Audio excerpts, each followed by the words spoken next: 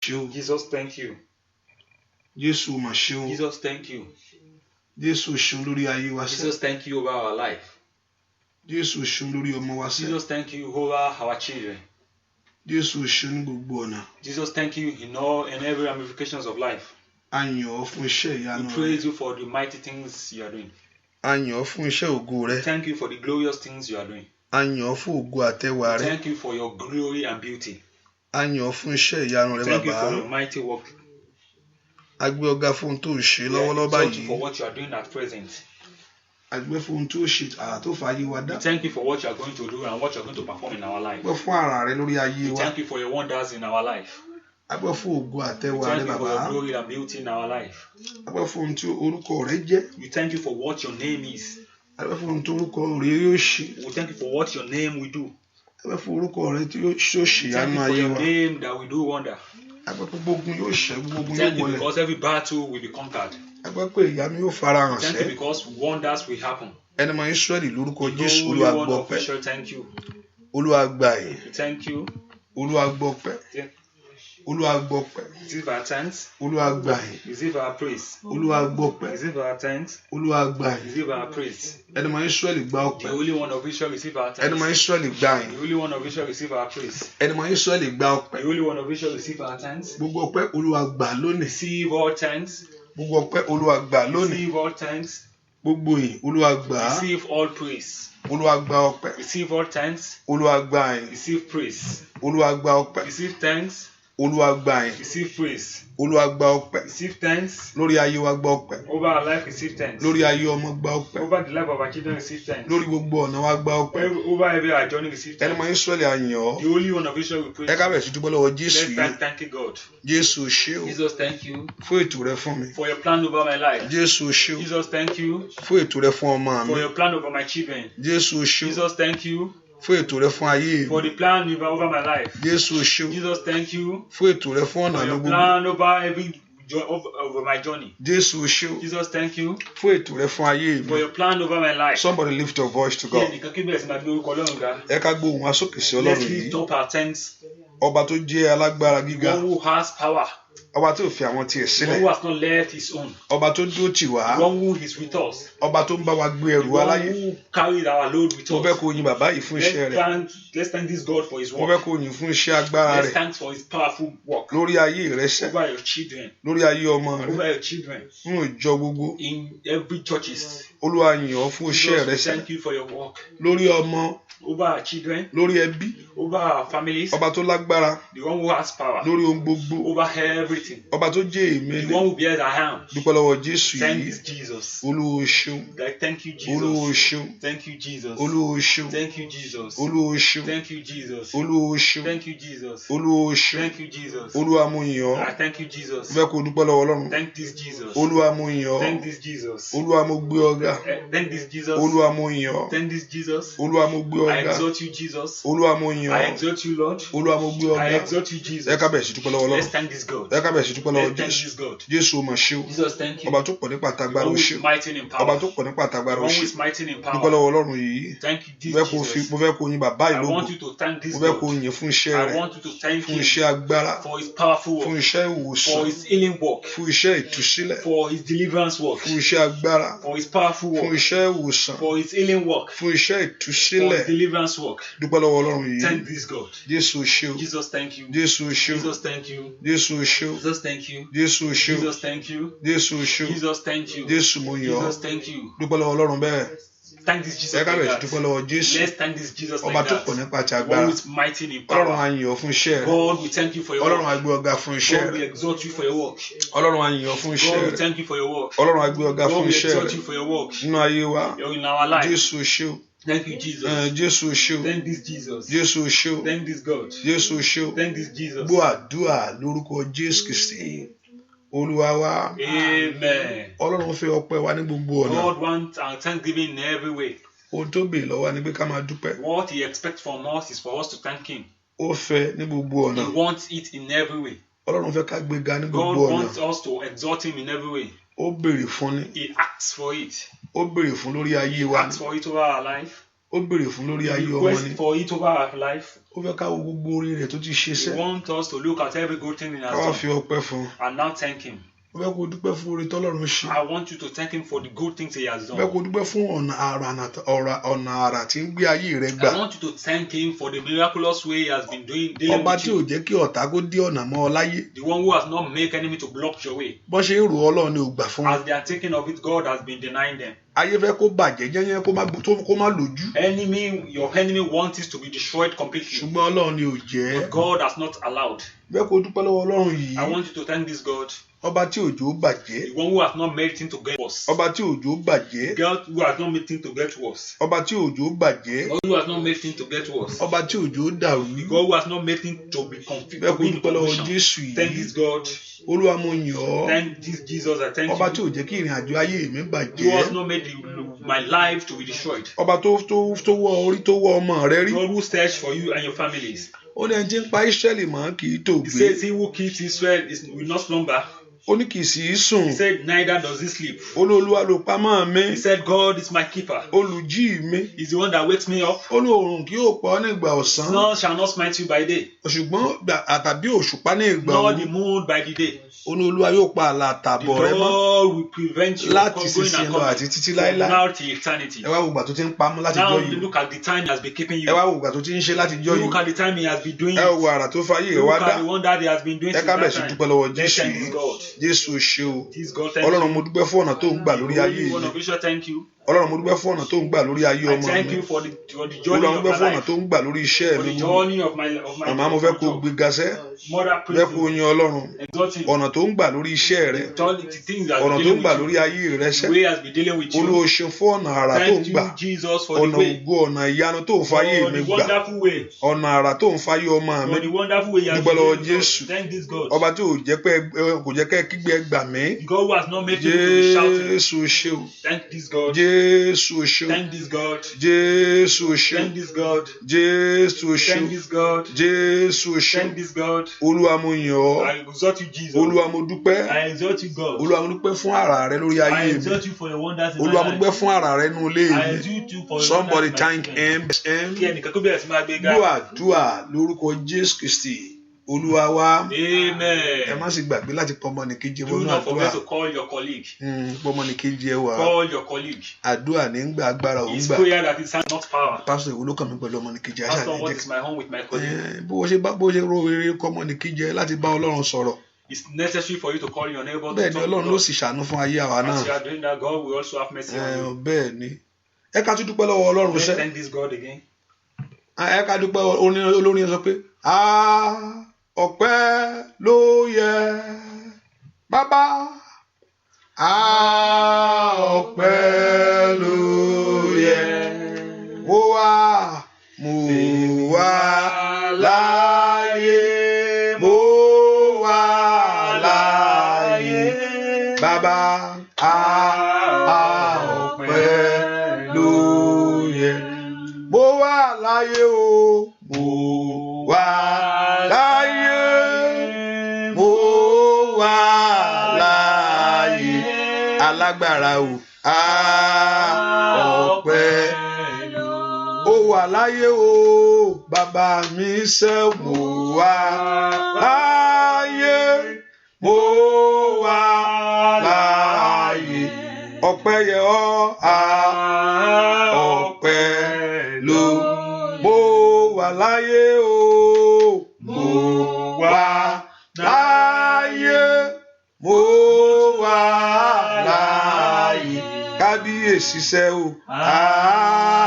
Ọpẹ́ ló yẹ. Bẹ́ẹ̀ kó dúpẹ́ lọ́wọ́ Ọlọ́run I want yìí. to thank this God, Ọba tó ń rò nípa tiwa. the God who thinks about you. Mo ní ewu wà níbi gbogbo pátá. I say there is danger everywhere. Ewu ó wà níbi gbogbo. There is danger everywhere. Nínú ilé téèyàn ń gbé ọgá ewu wà ń bẹ. In the house you are living, there is danger. Ẹlòmíì ti rà ó jábọ́ lórí stẹ́ẹ̀pù Some hospital ló people bára rẹ̀. has fallen down from staircase and they landed. in hospital. Ẹlòmíì lórí bẹ́ẹ̀dì ẹ̀ tó ti jábọ́ ló gbàbẹ̀ lọ. Some people made themselves on bed and they died. Lórí bẹ́ẹ̀dì rẹ̀ tó sùn sí.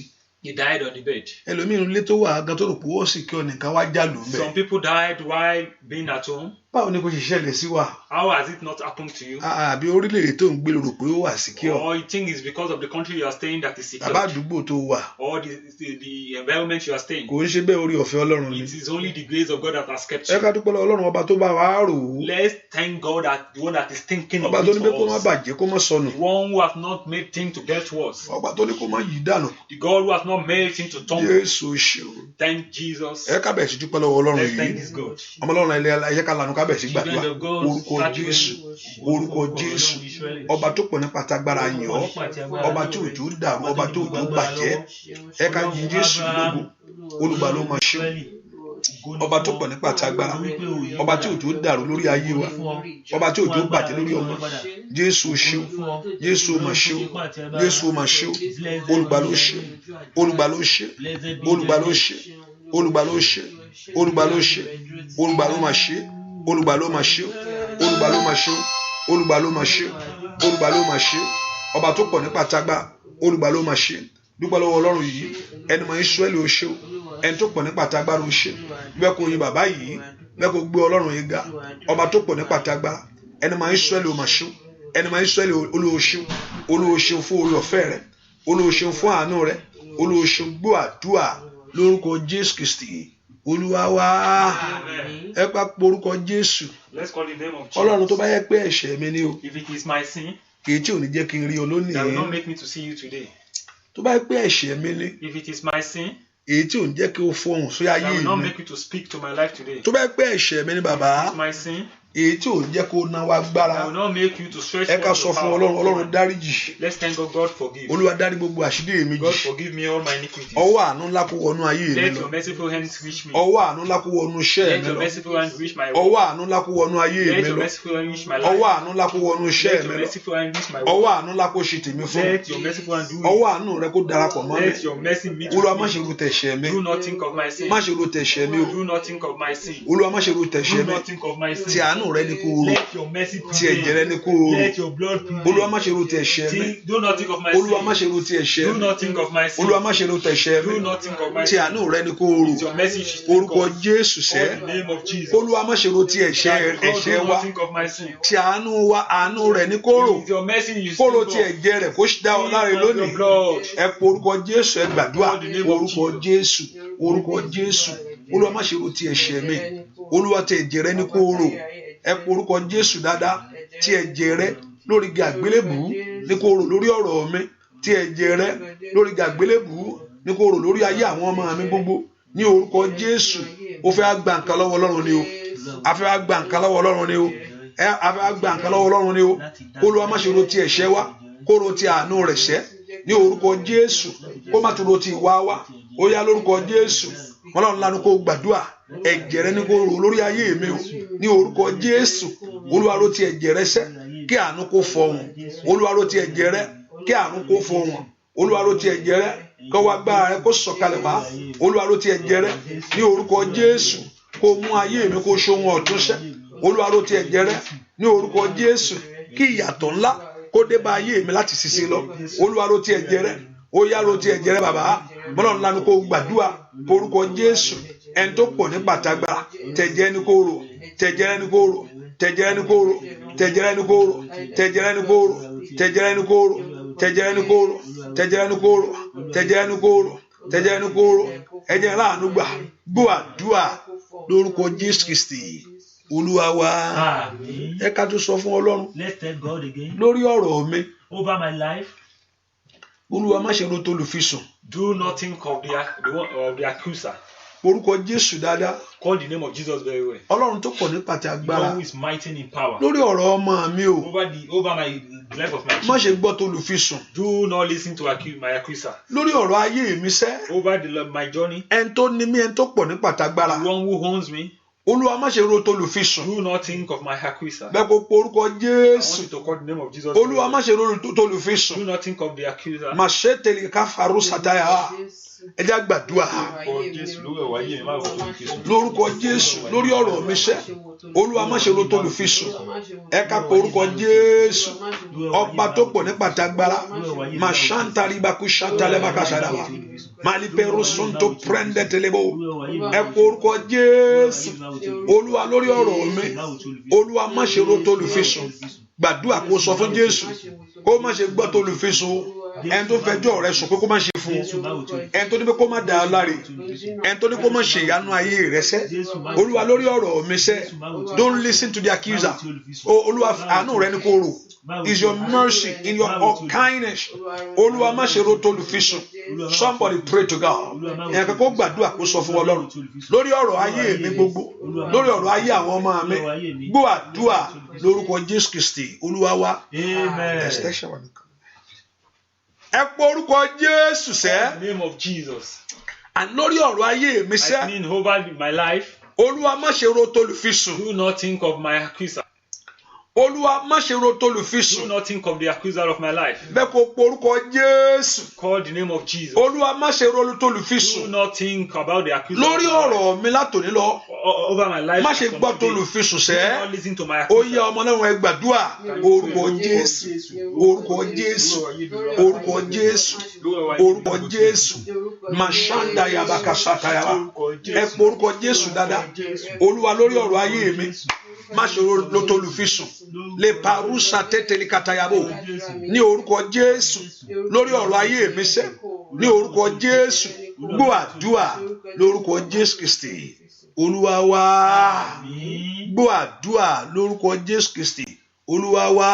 Àmín. Ẹ bá ń fún wọn lẹ́sítẹ́ńṣọ̀n lórí chairman. Ẹ pọ orúkọ Jésù sẹ́. Call the name of Jesus. Olúwa má ṣe ro tolùfisùn lórí ọ̀rọ̀ mi sẹ́. Do not think of the accusers over my life. Gbogbo ohun tí olùfisùn ń sọ lórí mi kó má ṣàánú fún mi. Everything my accusers is reporting to you that you should not have mercy on me. Gbogbo ohun tí olùfisùn sọ pé kí ẹ má dà mí láre. Whatever my accuser is still saying that you should not free me. Gbogbo ohun tí olùfisùn sọ pé kí ẹ má ṣe mí lógo. Whatever my accuser is saying so that I will not be in glory. Bẹ́ẹ̀ kó po orúkọ Jésù. Call the name of Jesus. Bẹ́ẹ̀ ni pé olùfisùn máa ń lọ síwájú Olúwa ní gbogbo ìgbà. Bible says the accusers goes to God to report everything. Ó máa lọ ń sọ níwájú Olúwa pé ẹni báyìí má ṣe lóore o. He goes in the presence of God that this olùfisùn náà ló dá ogúnlẹ̀ mi tó wà dùn níyì. Is that man that is accusing you that has made you to be where you are. Olùfisùn náà ló dá ayé ẹni gúnlẹ̀ tí ò jẹ́ kéèyàn rí àánú gbà. It was who has made your life to be stagnant and not to have mercy. Olùfisùn tó ń bẹnu ìran tí ò fẹ́ kó o dàgbà. It's the one that is in your generation that doesn't want you to grow. Olùfisùn tí ń bẹnu ẹbí tí ò fẹ́ kó o It's dìde. the one in your heart that doesn't want you to arise. Olùfisùn tí ń bẹnu ìjọ tí ò fẹ́ kó àánú ṣẹlẹ̀. Doesn't want you to ẹ have kó mercy. porúkọ Jésù. Name of Jesus. Olúwa bá ń jẹ́ kí olùfisùn dákẹ́. Let's keep silence my accusers today. Olùfisùn tí ò fẹ́ kí àdúrà mi gbà. My accuser that doesn't want my prayer to be answered. Olùfisùn tí ò fẹ́ kí n dìde kí n nàró My láyé. accuser that does not want me to Ẹ kó get porúkọ up life. Jésù. Call the name of Jesus. Olùfisùn ayé mi My lónìí. accusers today. Olúwa má gbọ́ mọ́. Do not listen Olúwa to me. palẹ̀nu mọ́. Silence. Ó yẹ ọmọ náà lanu kó gbàdúrà. Orúkọ Jésù. Orúkọ Jésù. Orúkọ Jésù. Orúkọ Jésù. Olúwa jọ̀ọ́ nínú agbára rẹ lónìí. Olúwa jẹ́ kí olùfisùn ayé mi dákẹ́. Manana masanta liba. Ropatu teliketelebo. Rabati terikatayaba. Ẹni tí ń fẹjọ́ ayé rẹ sùn. Ẹni tí ń fẹjọ́ ọmọ sùn. Ẹni tí ń fẹjọ́ ayọ̀ sùn. Tó fẹ́ kó má ṣàánú fún ọ. Ní orúkọ Jésù. Ní kí n bá kú bẹ́ẹ̀. Ní orúkọ Jésù. Mọ́lá ńlá ni kò gbàdúrà. Olùfisùn ayé mi dákẹ́. Olùfisùn ayé ọmọ mi dákẹ́. Orúkọ Jésù. Olùfisùn ayé mi dákẹ́. Somebody open your mouth to God. Ní orúkọ Jésù. Mashanteli kataraba katayabo. Mayete raba shantelebo. Orúkọ Jésù. Olùfisùn mi dákẹ́ lónìí. Ní orúkọ Jésù.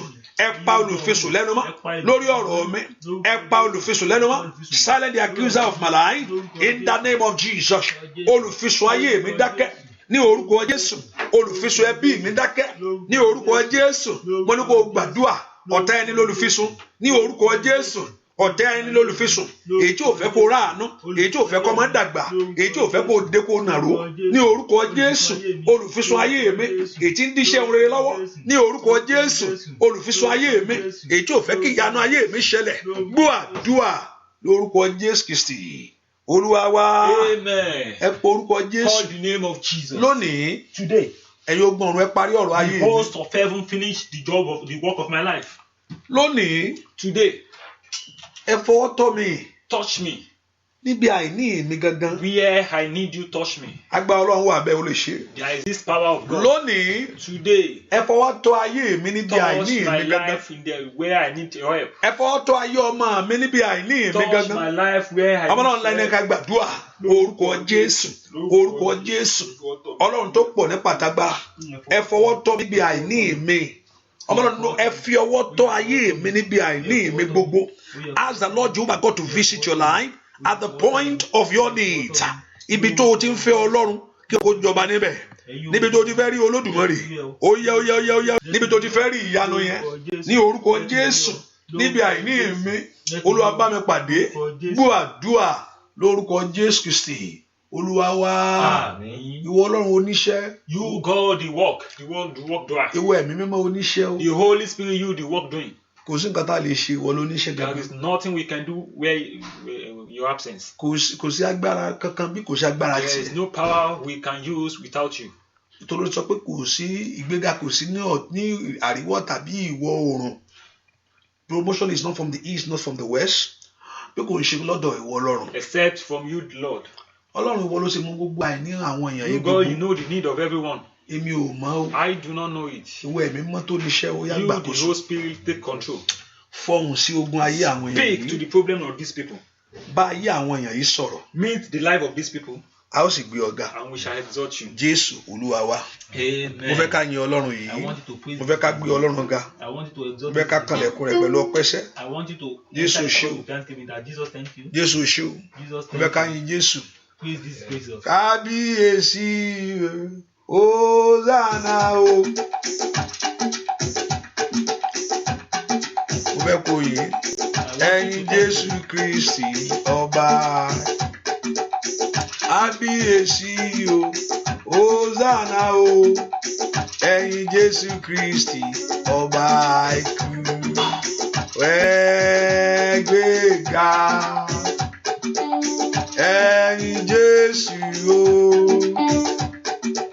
Ẹ̀yin Jésù Kristi ọba ikú. Kábíyèsí o Hósánà o. Bàbá ẹ̀yin Jésù Kristi ọba ikú. Kábíyèsí Kábíyèsí o. Hósánà o. Ẹ̀yin Jésù Kristi ọba ikú. O ẹ gbéga. Bàbá ẹ̀yin Jésù o. Ẹ̀yin ọmọ Ọlọ́run. Ẹ̀yin Jésù Kristi ọba ikú. Kábíyèsí Hósánà o. Bàbá ẹ̀yin Jésù Kristi ọba ikú. Kábíyèsí. Kábíyèsí o. Hósánà o. Ẹ̀yin Jésù Kristi ọba. Bàbá ẹ gbéga. Bàbá ẹ̀yin Jésù o. Ẹ̀yin ọmọ Ọlọ́run. Ẹ̀yin Jésù Kristi ọba ikú. Mo fẹ́ kó gbé Ọlọ́run ga. I want to exalt you, Jesus. Mo fẹ́ kó yan Olódùmarè níṣẹ́. Alágbára lórí ayé rẹ̀ ni. Powerful man over your life. Ọba tó ṣàánú fún ọ tilétilé. One who have mercy upon you and your Tó family. jẹ́ kójú ti ayé rẹ sẹ́. God will make your life Bóyá ẹ̀ẹ́dẹ́gbẹ̀ta lórí ayé wa sẹ́. Ẹ̀yin Jésù o. Ẹ̀yin ọmọ Ọlọ́run. Ẹ̀yin Jésù Kristi ọba ikú. Òde kábíyèsí Hósánà o.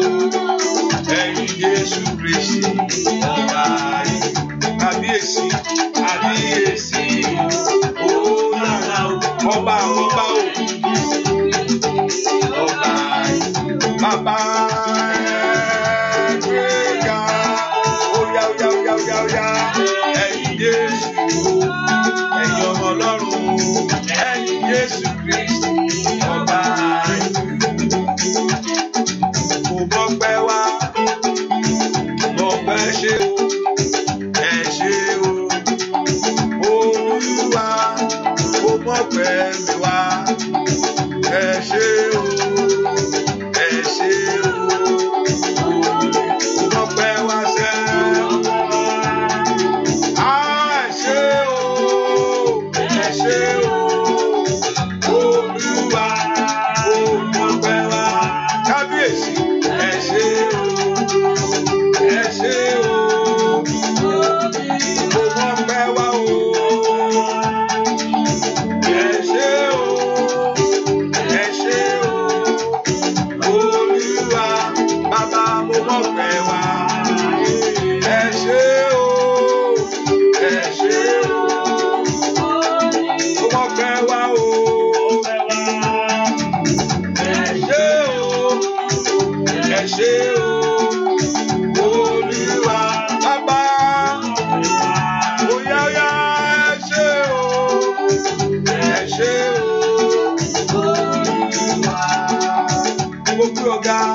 Ọlọ́run tó pọ̀ nípa agbára o. Ọba ńlá o, Olódùmarè, asọ̀rọ̀ máa yẹ bàbá mi àgbà. Wọ́n pẹ́ wá o, òwe tó ṣe lórí ọmọ. Ẹ ṣé o. Wọ́n pẹ́ wá o, wọ́n pẹ́ wá. Ẹ ṣé o, kábíyèsí. Ẹ ṣé o. Olúwa, wọ́n pẹ́ wá. Ẹ ṣé o. Ẹ ṣé o. Wọ́n pẹ́ wá o, wọ́n pẹ́ wá. Ẹ ṣé o. Ẹ ṣé o. Olúwa, wọ́n pẹ́ wá. Ẹ ṣé o.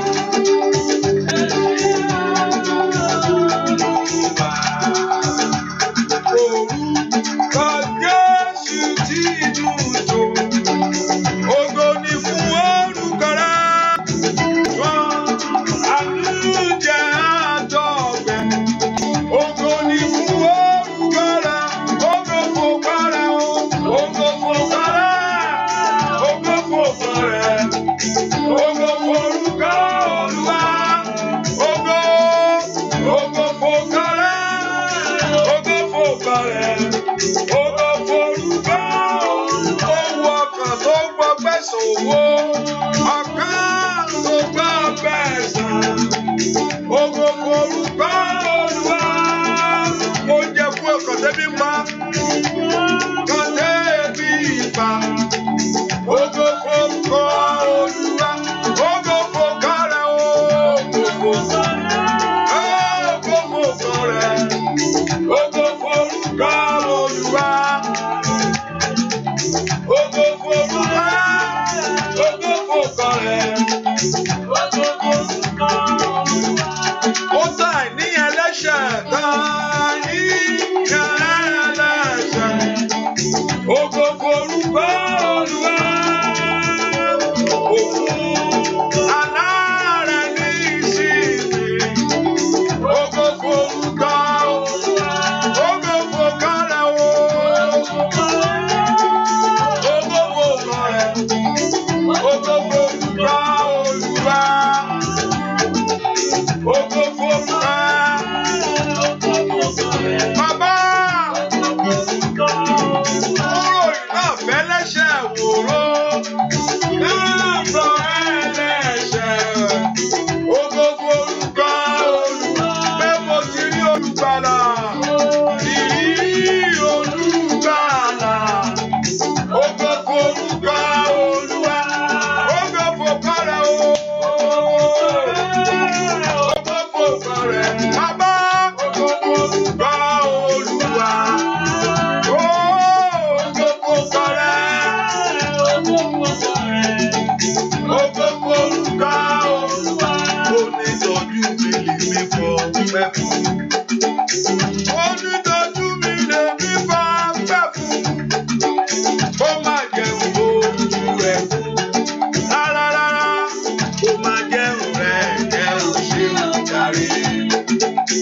Ayọ̀dayọ̀, bébí àti lèmi wà ó. Onítọ́jú mi lèmi fọpẹ́ fún. Bàbá, onítọ́jú mi lèmi fọpẹ́ fún. Bàbá, lèmi fọpẹ́ fún. Ó yá, ó máa jẹun lójú ẹkún. Rárá, ó máa jẹun rẹ̀ jẹun ṣe òjàre. Ayọ̀dayọ̀, bébí àti lèmi wà ó. Onítọ́jú mi lèmi fọpẹ́. Ẹ gbé orí yín sókè o. Ọba ògo wọlé wá o.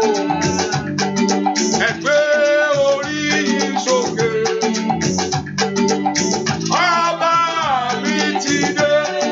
Ó yẹ gbé orí yín sókè. Ó yá ó yá. Ọba ògo wọlé wá o. Bàbá, ẹ gbé orí yín sókè. Ó yá. Ọba mi ti dé.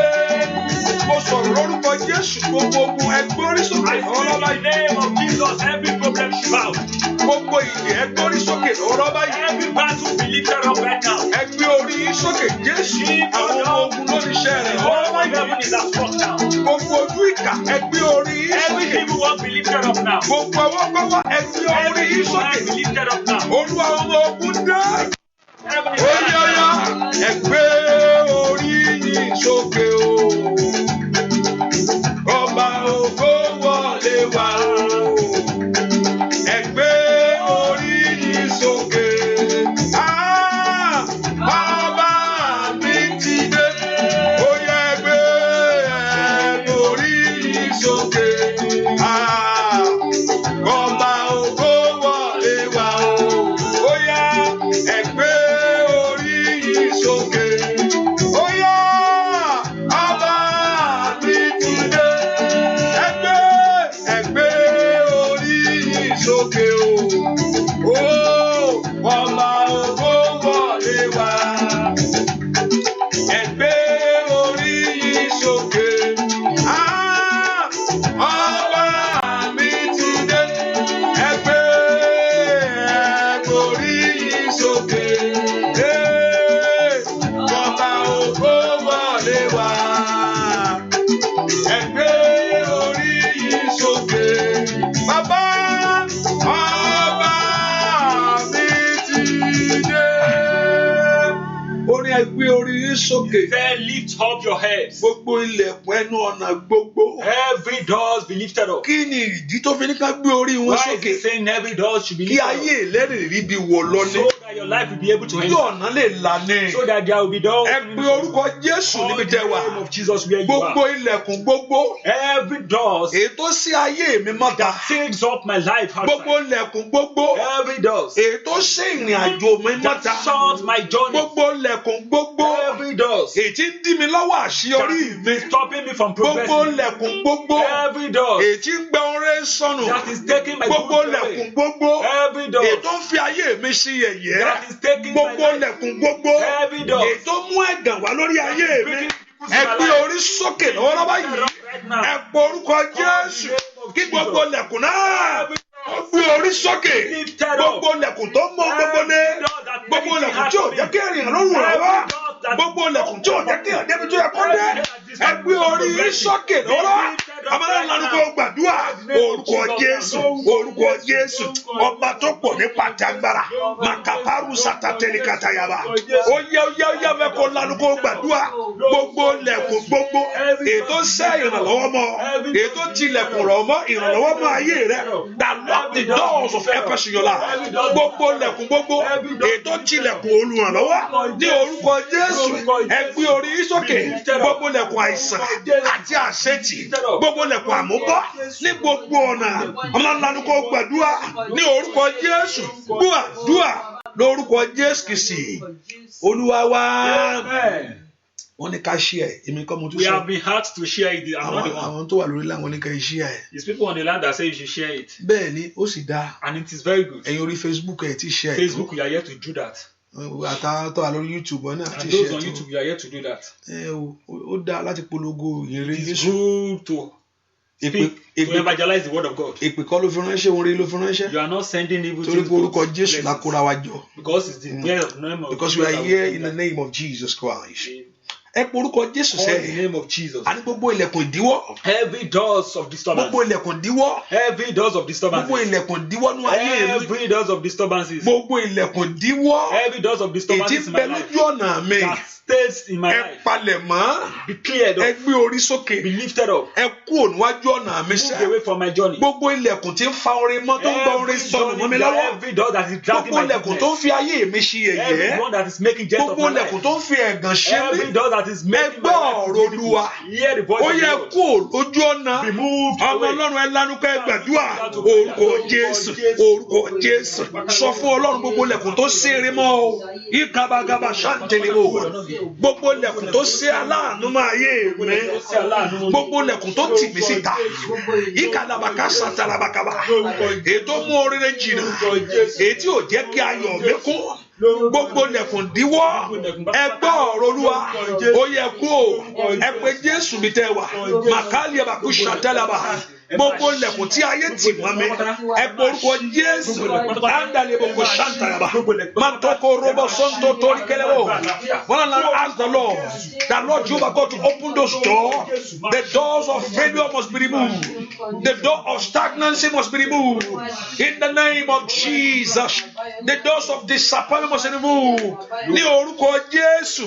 In all my ways, gbogbo lẹ̀kùn náà èyí tí ayé tì, gbogbo lẹ̀kùn tí ayé tì mọ́ ìrìn àjò mi, èyí tí òjò bọ́ sí kíákíá, ẹ pé orúkọ Jésù. Ó yá gbogbo lẹ̀kùn náà. Masando ba ushatayaba manombrando toko prande telea ní orúkọ Jésù. Gbogbo lẹ̀kùn gbogbo tí ayé tì mọ́ iṣẹ́ mi ní orúkọ Jésù. Dúà lórúkọ Jésù Kristi Olúwa wa. Amen. Ilẹ̀kùn ẹ̀mí, The doors of spirit. gbogbo ilẹ̀kùn ẹ̀mí. All the doors of spirit. Ilẹ̀kùn ẹ̀mí ó ju ilẹ̀kùn ojúkorojú tó rí ẹ lọ. That doors of spirit is more than the one you see physically. Tí ayé bá ti máa yí ẹni. If it's being shot against someone, a kàn rí pé èèyàn rìn káàkiri, ó kàn rìn káàkiri. you see that you're only wondering Ó fẹsẹ̀ about. gbáṣẹ̀ ni. You're only wondering about. Àfi kí Ọlọ́run kó ṣílẹ̀kùn yẹn fún ẹ. Except God should open that door. Àní gbogbo ilẹ̀kùn tí ayé tì mọ́ ìrìn àjò Every mi door shut sẹ́. against the journey of my life. Gbogbo ilẹ̀kùn tí ò jẹ́ rọ́nà lọ. Every door shut against my progress. A kàdà pé Olúwa kàn máa ṣe. And you just be doing it. A máa rí pé kò bọ́ sí ni. And it will be as if you don't know how to do it. Má rò pé nǹkan ò sí nǹkan bẹ́ẹ̀ o. Don't think there's nothing happening. Èmi gẹ́gẹ́ mo ti rí ayé àwọn ẹ̀mí ṣe mọ̀ pé ogun leléyìí. Kò ní nǹkan tẹ̀sán fún mi. Kò sọ̀rọ̀ pé ọ̀rọ̀ pásítọ̀ leléyìí. This is not a matter of. Kò wá ayé ẹlòmíì pé kí o ti jẹ́ pé gbogbo nǹkan tó wá fẹ́ gba ilé máa ń dí. Ó fẹ́ jáde báyìí wọ́n tún ti bẹ̀. Wọ́n ṣe pé kí ló dé? Why is it that doors are being shut Bẹ́ẹ̀ ni mo against wí me? fún ọ. Ayé ti tilẹ̀kùn ní. People have Ẹ shut the door. porúkọ Jésù. Call the name of Gbogbo Jesus. ilẹ̀kùn tí ayé tì mọ́ ayé Every mi. door shut Èyí against tí my ò life. jẹ́ kí n rí bí wọ̀. That is not making me to Èyí tí enter ò my jẹ́ kí n progress rí bí life. wọ̀. That is not making Èyí me tí to ò enter jẹ́ my kí n rí ohun success. rere ṣe That sẹ́. is not making me to be Èyí tí ò successful. jẹ́ kí ohun tó yẹ kó ṣẹlẹ̀ kó That is ṣẹlẹ̀. not making things to happen. Èyí tí ò fẹ́ kí n ní tó yẹ kí n ní That is láyé. not making me to have Ìwọ what Ọlọ́run I'm supposed to have. Ísírẹ́lì. Lord God of Ó yẹ Israel. ṣí ilẹ̀kùn náà. Open that door for me. Ọmọ Ọlọ́run lánàá kó gbàdúrà lórúkọ Jésù. Orúkọ Jésù. Màtátà tó lẹ́gàbà. Màṣọ́ tó lẹ́gàbà. Ó yá. Màṣọ́ tó lẹ́gbàkàyàbà. Màṣọ́ tó prende telebo. Màṣọ́ telebo kaba. Màṣọ́ tó lẹ́gàlebo kàyàbà. Màṣọ́ tó prende kaba. Màṣọ́ gbogbo lẹ̀kùn tí ayé tì mọ́ ìrìn àjò mi. Ní orúkọ Jésù tó fi wà lórílẹ̀-èdè yẹn. Tó fẹ́ fi àkókò ẹ̀ ṣòfò mẹ́. Ìwé ìgbélú ò tí ì bọ́ sí látijọ́ yìí. Gbogbo lẹ̀kùn tí ayé tì mọ́ promotion mi lẹ́nu iṣẹ́. Èyí tí ò jẹ́ kí n rí promotion gbà. Gbogbo lẹ̀kùn tí ayé tì mọ́ àwọn ọmọ mi. Gbogbo lẹ̀kùn tí ò jẹ́ kó rówó lọ́wọ́. Ní orúkọ Jésù. Gbogbo lẹ̀kùn tí ayé tì yìí. Ọlọ́run tó pọ̀ nípa àtàgbára. Gbogbo lẹ̀kùn àánú tí mi jẹ́ rẹ́ tó ṣàánú mi. Ó yá ń bolo wà. Ẹ pọ orúkọ Jésù. Olúwa ṣí ilẹ̀kùn yìí. Gbogbo lẹ̀kùn yìí. Ní orúkọ Jésù. Gbúàdúà lórúkọ Jésù Kristi Olúwa wa. Amen. O gbọ́ pé àwọn míì á sọ pé wọ́n ti tilẹ̀kùn, wọ́n ti sọ kọ́kọ́rọ́ nù. I heard some people saying you have misplaced the key. Pé àwọn ti tilẹ̀kùn mọ́, àwọn ti sọ kọ́kọ́rọ́ They nù. will say the door has been shut. I have been misplaced Gbàgbé the key. ẹni tó tilẹ̀kùn mọ́ tó sọ kọ́kọ́rọ́ nù tàbí kò lè rí sí láyé rẹ̀. That means someone whose door is shut again, there's nothing you can do to Ẹni reopen tó it. tilẹ̀kùn mọ́ ayé rẹ̀ tán tó tọ́jú kọ́kọ́rọ́ rẹ̀ nù. Someone whose door is closed and the key is thrown away. Kò fẹ́ kó rí sí mọ́ ni o. There is no way they can open it Ṣùgbọ́n again. ẹnìkan ṣí. But someone can open O it. agbára Ọlọ́run pọ̀. Agbára Ọlọ́run pọ̀. Ó lànà sórí òkun. Ó wó di Jẹ́ríkò. Agbára Ọlọ́run pọ̀.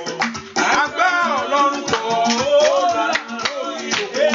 Ó wó di Jẹ́ríkò. Agbára Ọlọ́run pọ̀. Agbára Ọlọ́run pọ̀. Ó lànà sórí òkun. Ó wó di Jẹ́ríkò. Agbára Ọlọ́run pọ̀. Agbára Ọlọ́run pọ̀. Ó lànà sórí òkun. Ó wó di Jẹ́ríkò. Agbára Ọlọ́run pọ̀. Agbára Ọlọ́run pọ̀. Ó lànà sórí òkun. Ó wó di Jẹ́ríkò. Agbára Ọlọ́run lórí ayé mi o.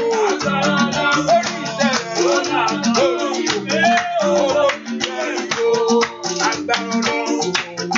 Agbára Ọlọ́run pọ̀. Ó lànà sórí òkun. Ó wó di Jẹ́ríkò.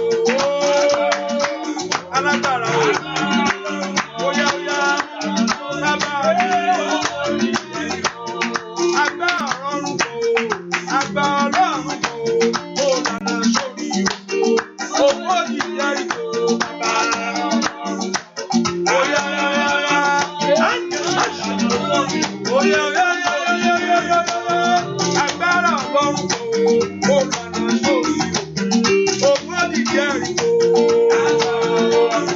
Bàbá gbọ́wọ́gbọ́wọ́ ó jáde nínú ayé rẹ̀ o. Agbára Ọlọ́run kò agbára Ọlọ́run kò ó lànà sórí òkun di Jẹ́ríkò. Bàbá agbára Ọlọ́run agbára Ọlọ́run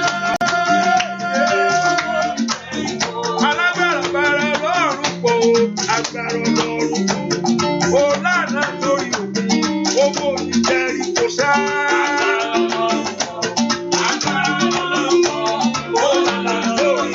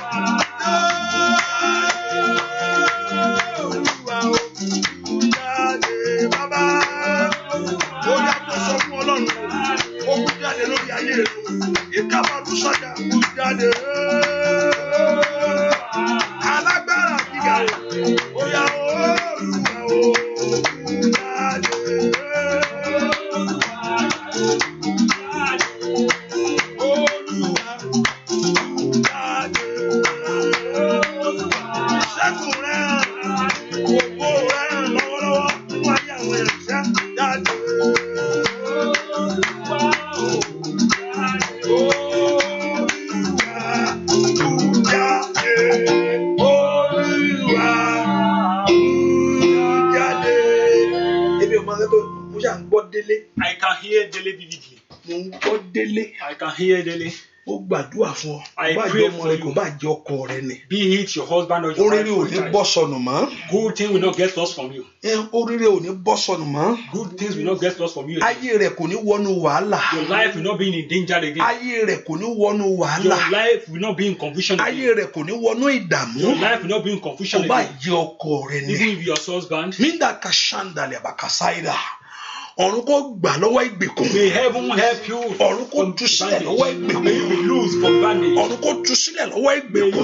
May you be loose from bandage. Ọ̀run kó tú sílẹ̀ lọ́wọ́ ìgbèkùn. May you be loose from bandage. Gbàdúrà fẹ́nìkan. I pray for someone again. Ọ̀rẹ́ ọkọ rẹ ojú ò ní tì í. The husband, your husband's friend. Ìròyìn bí ẹ̀ ní gbọ́ lórí ẹ̀. No hair of evil for him. Bẹ́ẹ̀ ni ó sì rí. It shall be so. Ẹ porúkọ Jésù. Call the name of Jesus. Ẹni tí ayé tilẹ̀kùn mọ́ tójú kọ́kọ́rọ́ sọnù. Someone who shut down against me and throws away. Ẹni tí ayé tilẹ̀kùn mọ́ tójú kọ́kọ́rọ́ sọnù. Someone whose door is shut against Wọ́n fẹ́ kó rí sí, wọ́n fẹ́ kó rí gbígbà They lẹ́yìn. don't want him to have that. Ẹ porúkọ Jésù. Call the name of Jesus. Eré ayé tèmi sẹ́. My goodness. Èyí tí ayé dí mi lọ́wọ́ lórí rẹ̀. Who are disturbing through. Ibi tó yẹ kí n ti dé tí ayé ò fẹ́ kí n débẹ̀. Also have been that I'm not Ohun tó yẹ kó ti látúnṣe látúnṣe àìtí ò látúnṣe. Ohun tó yẹ kó ti bọ́ sí fún mi tí ayé ò jẹ́ kó wá. Ẹ̀yin ogun ọ̀run ẹ gbà mí.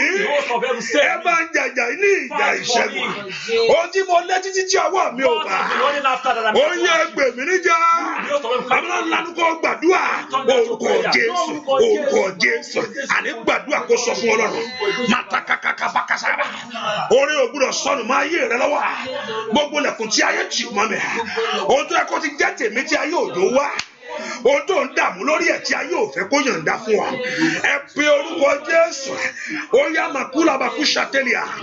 Màkútòtòtò rí bàkú sàtẹ́lìà. Màyágàdà bàkú sọtòyàwá. Ọ̀run kó dìde kó ràn ọ́ lọ́wọ́. Ọ̀run kó dìde kó ràn ayé ẹ lọ́wọ́. Ọ̀run kó dìde kó gbé ọ níjà. Ẹ lanu kẹ́ gbàdúrà. Ó dá kó rẹ kó bọ́ sínú ọdún yìí o. Ohun tí ayé ń dí lọ́wọ́ lórí ọ̀rọ̀ mi. Ohun tí ayé ń dí lọ́wọ́ lórí ọ̀rọ̀ mi. Ohun tí ayé ń dí lọ́wọ́ lórí ọ̀rọ̀ mi. Mashando borosatayaba.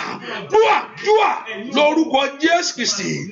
Olúwa wa. Amen. Àní ẹ̀yin ogun ọ̀run o. You the host of heaven. Ẹ fi àyè orere gba ayé mi.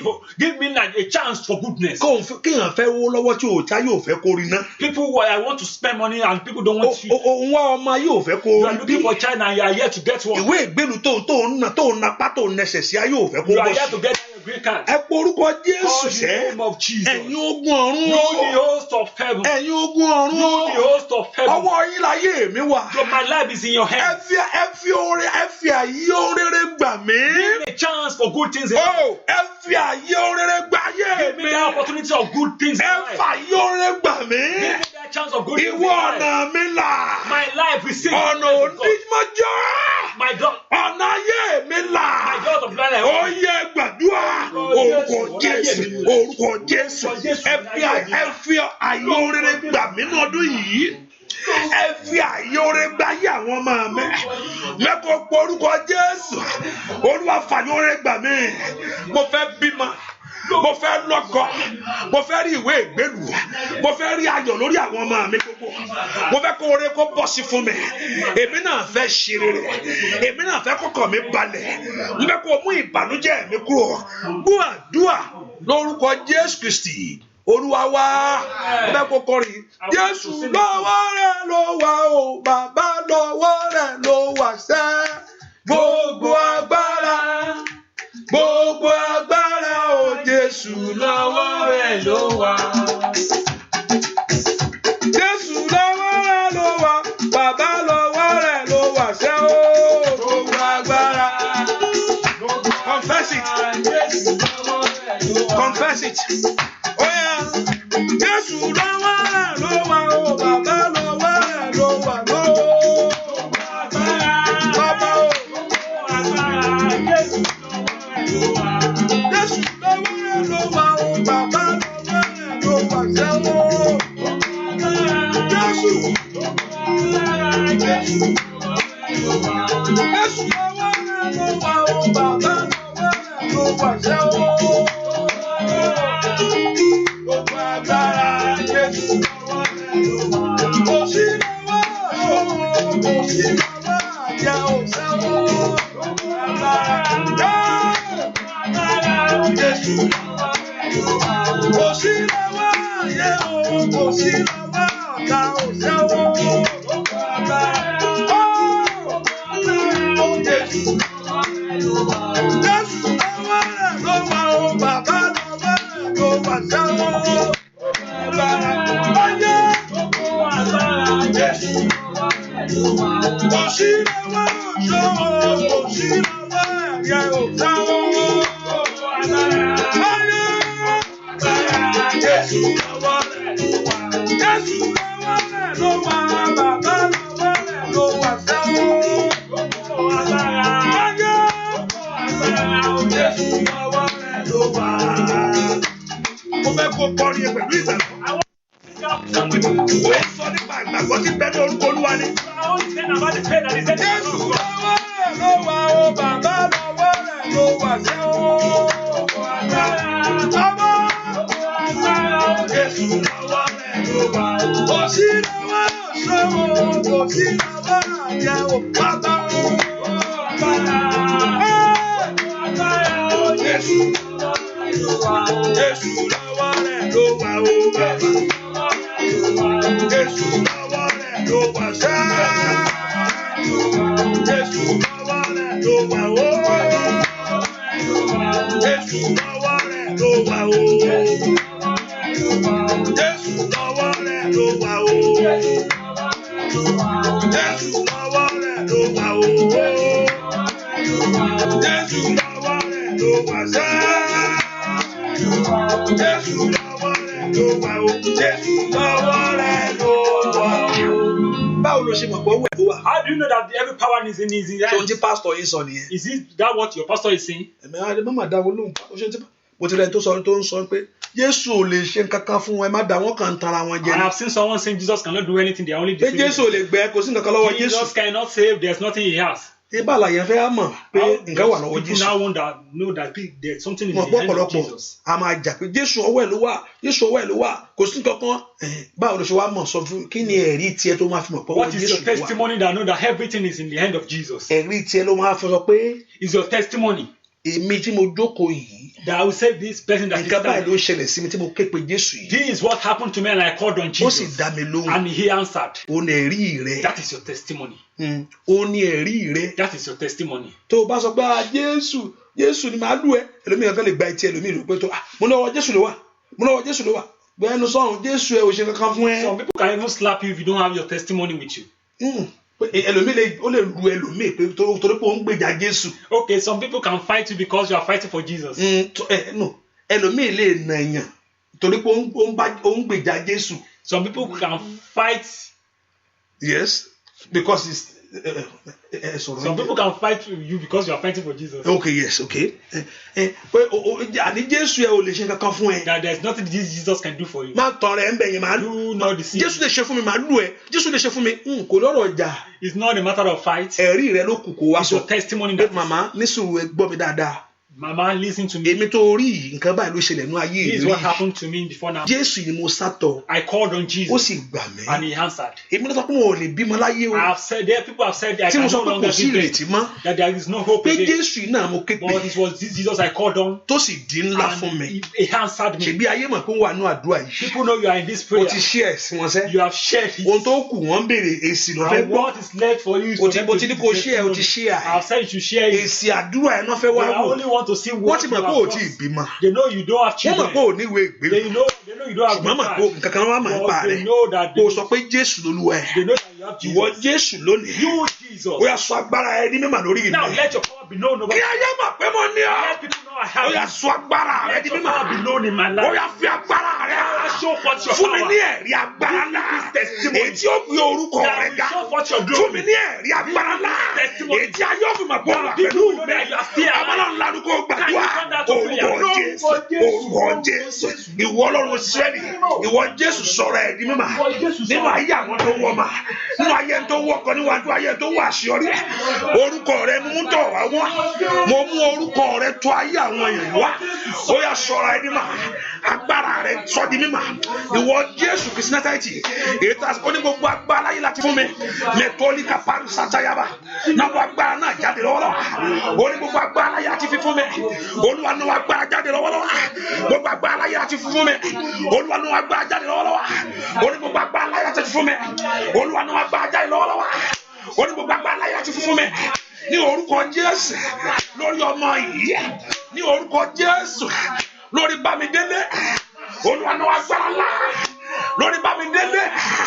Olúwa náà wọ agbára ńlá. Makali Bakusata. Lórí ní ayé àwọn èèyàn yìí. Ní orúkọ Jésù. Màtọ́tọ́tọ́tọ́tọ́ tàyà. Màtọ́tọ́tọ́ ní kẹlẹ́ bọ̀ bàbá.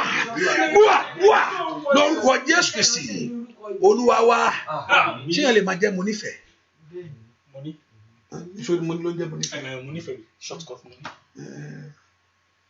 Kọ́lọ́run kó súre fẹ́ nínú. May that person be blessed. Ní orúkọ Jésù kọ́lọ́run kó súre fẹ́ nínú. In the name of Jesus, may you be blessed. Ohun tó ti ní kò ní bàjẹ́ mọ́ ọ lọ́wọ́. What you have gotten will not be destroyed in your presence. Ohun tó ti ní kò ní bàjẹ́ mọ́ ọ What you lọ́wọ́. have gotten will not be destroyed. Ohun tó ti ní kò ní bàjẹ́ What mọ́ you ọ have lọ́wọ́. gotten will not be destroyed.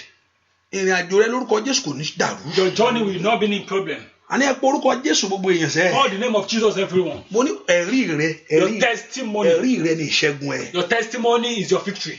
Kò ní pé Jésù sí yẹn Jésù ti kú kò jíǹde mọ́. You don't have to start saying Jesus has died or Kò not. ní di argument ẹ̀rí ẹni kò You sọ don't fún. need to argue with people. Àwọn tó mọ sítórì ayé èèyàn tó mọ̀ pé òun wá ọmọ tó sì mọ̀ pé òun gbàdúrà a result ẹ̀ kan wá rí. People that knows your story just need your results. Ẹni tó pè lọ́lọ́run ẹni kó jẹ́wọ́ That agbára. person you call your God should show forth his Ọlọ́run ò power. sọ fún Mósè lọ lu pópó mọ́ wọn lórí. God never told Moses to go and beat them. Ọlọ́run ò sọ fún Mósè lọ bá wọn jà. God never told Moses to go Ó and ti fight kọ́kọ́ them. jà lákọ̀ọ́kọ́ ó fà sínú wàhálà. He has fought them before. Bẹ́ẹ̀ ẹ̀yin kẹ̀ ẹ̀yin dà ó rán sóko ẹrú.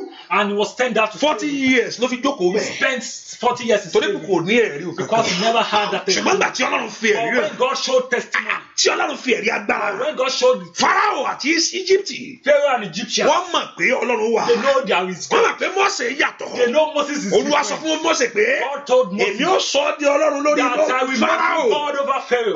ó kọ́kọ́ náà pa ẹ̀ lẹ̀ And he just spread his staff. Fáráò ní pé kí leléyìí Pharaoh said, what is àwa this? náà lè ṣerú He eléyìí can also do this. ṣùgbọ́n tó wá yàtọ̀ ńbẹ̀ But the difference, ọ̀pá Fáráò tó dejò the God of Pharaoh that ó told us gbé to stay, tiwọn mì the God of Moses swallowed that one of ó Pharaoh. gbé tiwọn mì. The God of Ẹ Moses swallowed forúkọ that one of Moses. Jésù Jesus. ìwọ Jésù tó pọ̀ ní You, Jesus, pàtàgbà that is mighty name. lọ́wọ́ agbára jáde Show forth your jẹ́ kí ayé rí ọkùnrin ayé mi Let people know you in my life. ọkọ ni mò ń wá ọmọ mò ń wá I am looking for a ìwé child. ìgbẹ́nu mò ń wá I am looking mo for ti wá wá sọ́dọ̀ ẹ I have báyìí not come unto you. ìwọ Jésù You, Jesus. mo ti wá wá sọ́dọ̀ ẹ I have come unto báyìí you now. ìwọ Jésù You, Jesus. mo wá ìtúsílẹ̀ wá sọ́dọ̀ I have come rẹ unto you for mo deliverance. wá ìdáǹdè wá I have sọ́dọ̀ come rẹ unto you for mo deliverance. wá ìwòsàn wá sọ́dọ̀ rẹ jẹ́ kí ayé mọ̀ kí mo ní ọ Let people know ó I yá have jẹ́ you. wá agbára Show náà forth your bàbá náà power. lánàá kó gbàdúrà Can you turn that to orúkọ prayer? Jésù Ìwọ Jésù orúkọ náwó Jésù agbára rẹ. orúkọ Ìwọ Jésù Jésù náwó ayé agbára ọmọ rẹ. mi láti dá o Ìdáwọ́lé mi ló ìrìnàjò mi láti ṣe rere sẹ́ ó yá kó fún orin lẹ́mi lọ́wọ́ màkúbàkú sátánì kàtàyàrá màtú tòtòrí pàrúsàtẹ̀ ó yá kó orúkọ Jésù dáadáa ìjésù tó gbẹ́kẹ̀lé ó dá kó fún orin rọ̀ lọ́rùn lórílẹ̀‐èdè yìí ó dá kó fún orin rọ̀ lọ́rùn lórílẹ̀‐èdè yìí Jésù tó fi ayé rẹ fún wa ó dá kó fi orin rọ̀ lọ́rùn lórílẹ̀‐èdè yìí ó dá kó gbé ẹ̀tọ́ rẹ fún wa aláǹlá ni kó gbàdúrà gbàdúrà lórúkọ Jésù Kristi Olúwa wa. Amen. Màá pè àdúrà yìí I will call this prayer ní ìṣẹ́jú kan. for just 1 minute. Àwọn ẹni tó ní testimony That person with testimony àti wọ́n tó ní testimony and you that have testimony, ẹ lè pè kíákíá tí wọ́n bá ti pàdúrà yìí I will give us to do that quickly. you can quickly call. Mo fẹ́ kí Jésù kó ṣe àánú ayé I want rẹ̀. Jesus to do wonders in your life.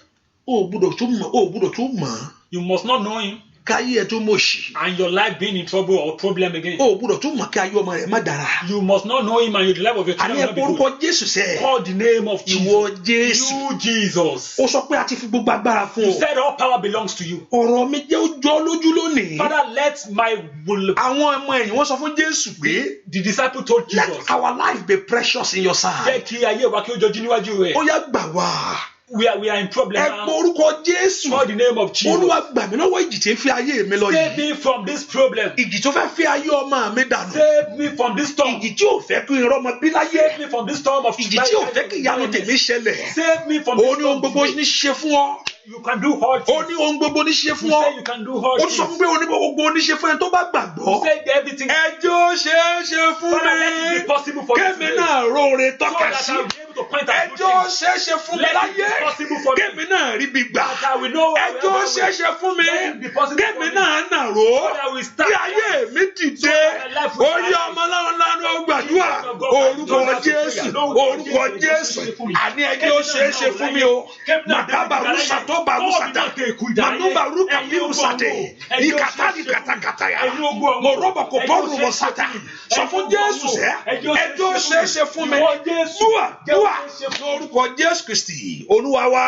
Amen. Ẹ̀wọ́n tó bá lè pèèyàn márùn-ún wọlé. You that can call 5 people, Ìyanu ṣẹlẹ̀ nínú ayé ẹ̀. but miracle will happen in your Pásítọ̀ life. yẹn dé nìyẹn. Pásítọ̀ yẹn kan dọ́gbọ́n ni ẹ̀. Mo dọ́gbọ́n ni. Hallelujah. Amen. Ọgbọ́n ni ẹ̀gbọ́n ni ẹ̀. Mo dọ́gbọ́n ni. Àwọn tó fẹ́ ní testimony. People with testimony, 240 240. 593 2570.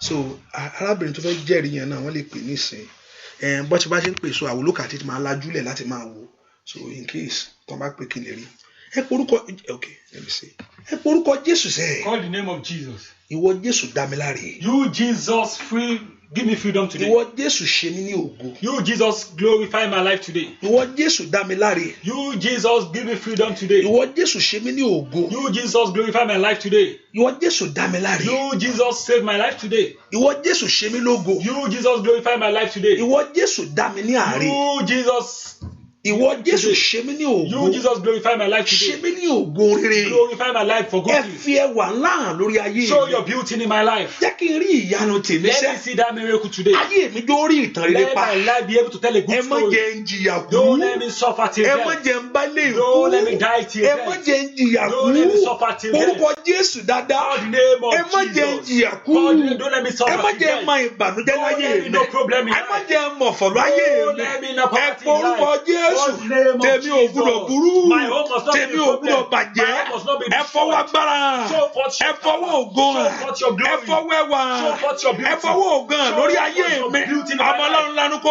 gbàdúrà. Orúkọ Jésù kò gbúdọ̀ bàjẹ́ o. Mo ní kò gbúdọ̀ bàjẹ́. Ayé rẹ ò gbúdọ̀ bàjẹ́. Ní orúkọ tèmi ò gbúdọ̀ gbé. Lórílẹ̀-èdè yìí sẹ́.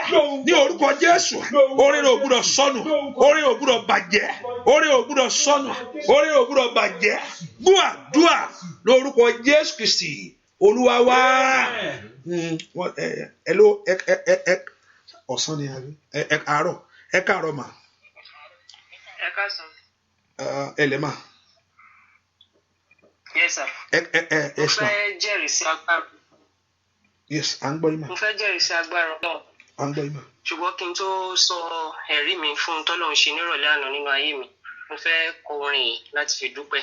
Okay. Mo rí pé Jésù fẹ́ràn mi. Mo rí pé Jésù fẹ́ràn mi. Yes. Mi ò mọ̀dí o, mi ò mọ̀dí o, mi ò mọ̀dí rárá. Mo kàn ṣáà rí pé Jésù fẹ́ràn mi ní gbogbo ọ̀nà.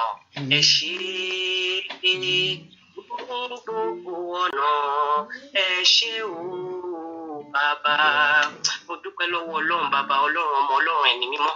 Ìdí ọpẹ́ mi ni bí mo ṣe ń bọ̀ láti ibi iṣẹ́ lánàá, bí mo ṣe máa dé junction kan very close to my house.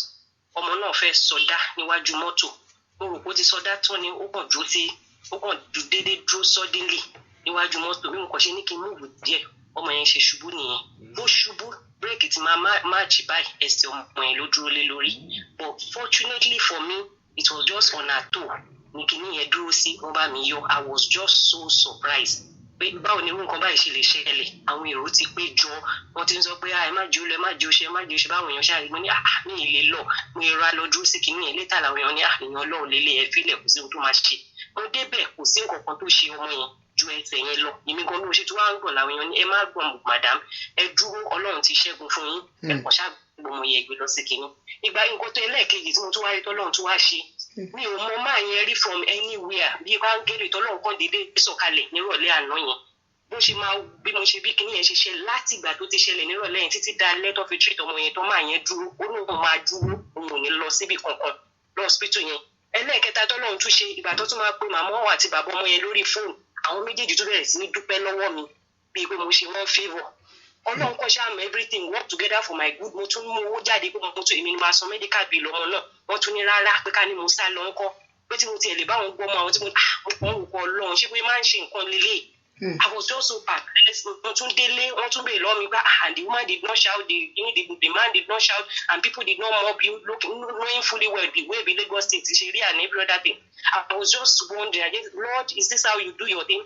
And that man, I don't know him. He's not a Yoruba person. He's just an Igbo man that I've never seen in my life. Níbi kan kọ̀ pé níbo lẹ́nu yìí tí wọ́n ní madam ṣáà máa dúró gbọ́ yẹn ń gbé ọmọ yẹn. Mo ṣáà wà dúpẹ́ lọ́wọ́ Ọlọ́run pé ọba tó ń gbọ́ àdúrà ni ó lóun ò ní fi wá sílẹ̀. Tí ò jẹ́ kí n lóko èèyàn lọ́rùn. Tó wá gẹ́gẹ́lì rẹ̀ tó sọ bí èèyàn tó rán wá sí ọ̀dọ̀ mi. Tó tún wá àánú tó tún fi yí mi ká throughout ìgbà yẹn. Ẹ bá mi gbin Olúwa lógo, ẹ bá mi kí hallelujah méje tí ò jẹ́ kí n gbọ́. Hallelujah. Hallelujah. Hallelujah. Hallelujah. Hallelujah. Hallelujah. Hallelujah. Ọlọ́run á gbé ọ̀gá fún ohun tó ṣe o. Ọba tí ò jẹ́ kí arábìnrin wọnú wàhálà, tí ò jẹ́ kí wọ́n tìmọ̀ sí wàhálà ayé. A dúpẹ́ fún ìpamọ́ àti ààbò rẹ. Ẹ wẹ́ pé ò jẹ́ kí ibi ṣẹlẹ̀. A dúpẹ́ fún ohun tó ṣe yìí, èyí tó yí ibi dànù lórí ayé wọn. Abájọ́ ò jẹ́ kán sọ wọ́n lórúkọ. Jésù mà ṣeun. Ẹni máa Ísírẹ́lì. A dúpẹ́ ibi tí Sátánì dúró sí, ó tì dànù ńbẹ̀. Ẹni máa Ísírẹ́lì, Olúwa gbọpẹ́, Olúwa gbà yín. Ọmọ rẹ̀ dápá padà fún ọ lórúkọ Jésù, Olúwa gbà á. Ọpẹ́ yín kó pọ̀ sí, ọpẹ́ yín kó pọ̀ sí, ọpẹ́ yín kó pọ̀ sí níwájú Olúwa, ọpẹ́ yín kó pọ̀ sí ní gbogbo ọ̀nà, ọpẹ́ yín kó pọ̀ sí, ìyanu kó ṣẹlẹ̀, kó Olúwa kó yà yín lẹ́nu ní gbogbo ọ̀nà, kó máa yà yín lẹ́nu, kó dúró tì yín, kó gbè yín níjà, kó bá yín ṣe, bẹ́ẹ̀ ni ó sì rí láì lórúkọ Jésù Kristi Olúwa wa. Àmín àmín àmín. Gbèsè ọpẹ́ mi pọ̀ mélòó san tán o, gbèsè ọpẹ́ mi pọ̀ lọ́dọ̀ rẹ Bàbá. You are blessed, man. God bless you. God bless you. Amen. Thank you, man. Thank you, man. And tó bá tún ní ìsọ, the line is okay, it's open. Ẹ jẹ́ ká gbàdúrà, ẹ ká sọ fún Ọlọ́run. Let's call the name of Jesus and thank Ìwọ God. Ọlọ́run o, You God, agbára rẹ ni kó sọ di mímọ̀ lórí ayé your mi. power should be made known in my life. Jẹ́ kí ayé mọ̀ kí mo ní ọ. Let people know I have you. Wọ́n Jésù sọ fún mi pé You, Jesus, told me. Jésù ló sọ̀rọ̀ yẹn Jesus said nígbà that tó jíǹde. when he arose, Ó ní gbogbo agbára láyé he said, all power láti lọ́run láti fi fún. from heaven has been given to Ó ní me. pé ní orúkọ mi, He said, in my ó name, ní ẹ lọ. you said, go. Ó ní ohunkóhun tẹ́ bá bèè lọ́wọ́ bàbá lórúkọ Whatever you mi. ask from God Ó in my lóun ó name, ṣe I é. will do it.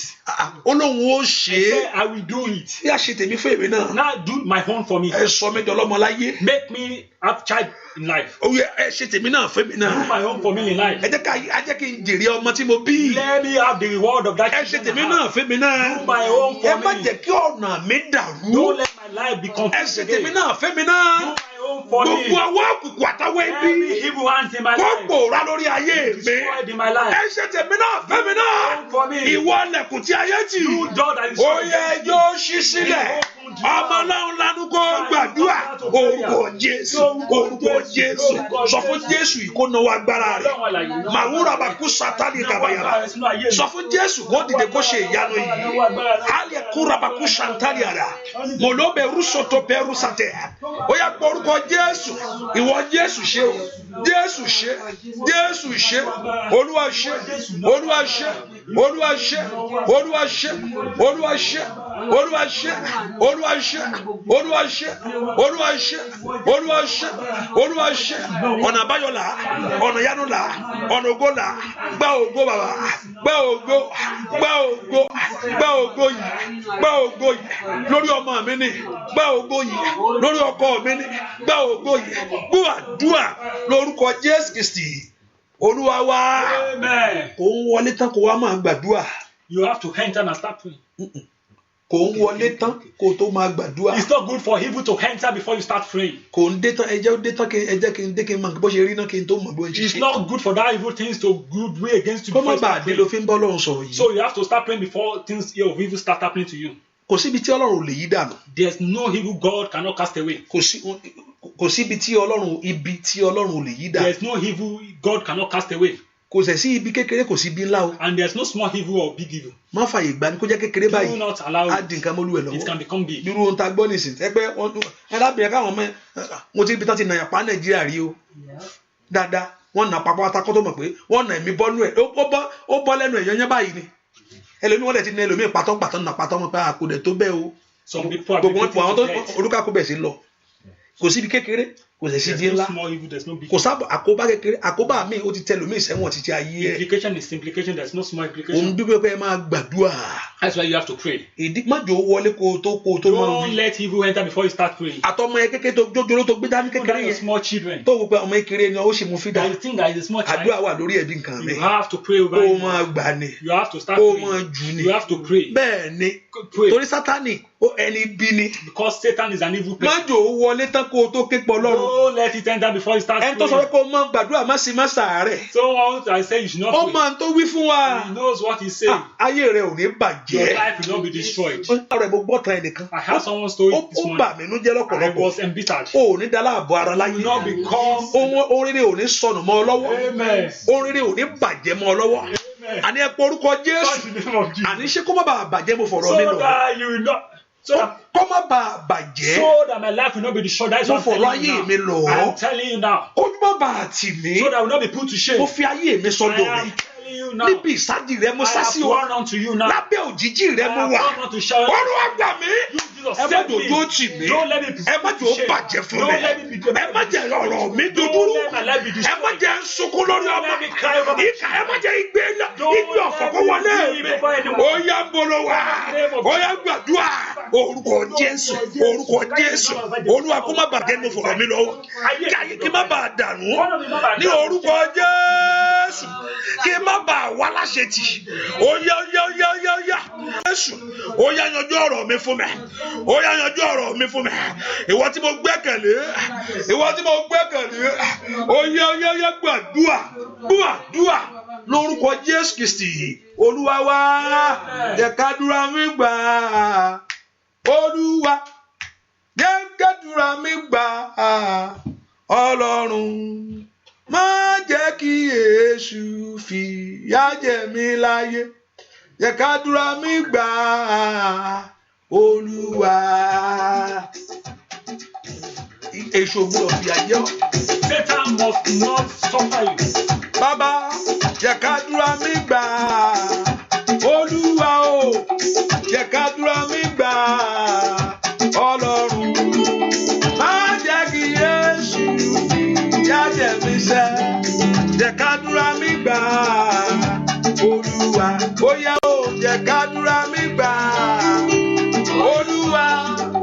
Jẹ́ kádúrà mi gbà, Ọlọ́run má jẹ́ kí Èṣù fìyà jẹ mí lẹ́.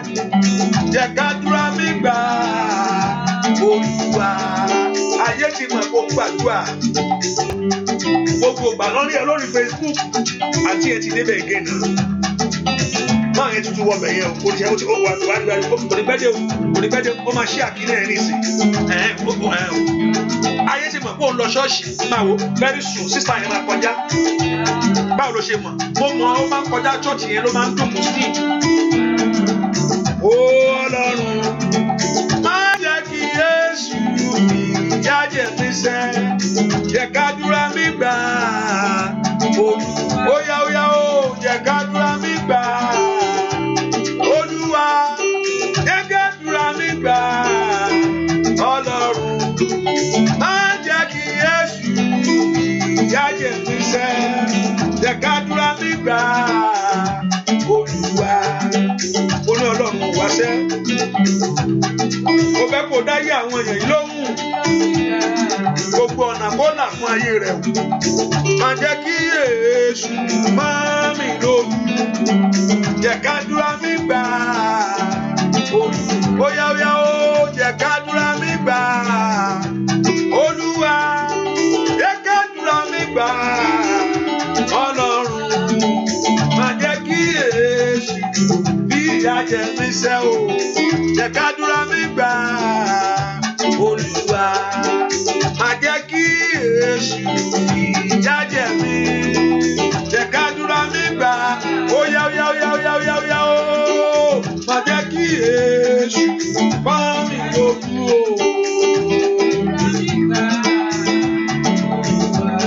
Ó ní má jẹ́ kí Èṣù fìyà jẹ mí sẹ́ o.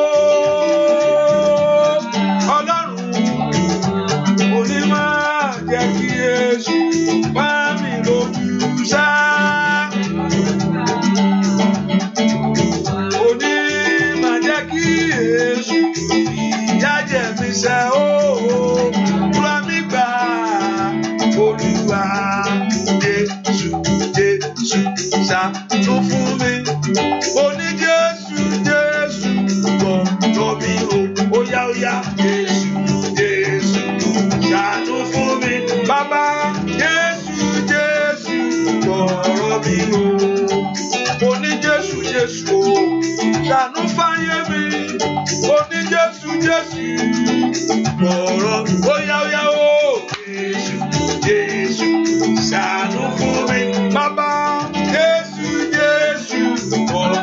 Mi o, olókùn má jẹ ìyà Olódùmarè, ṣàánú fáyé mi, mo ní Jésù ọ̀rọ̀ mi, ó yá gbàdúrà.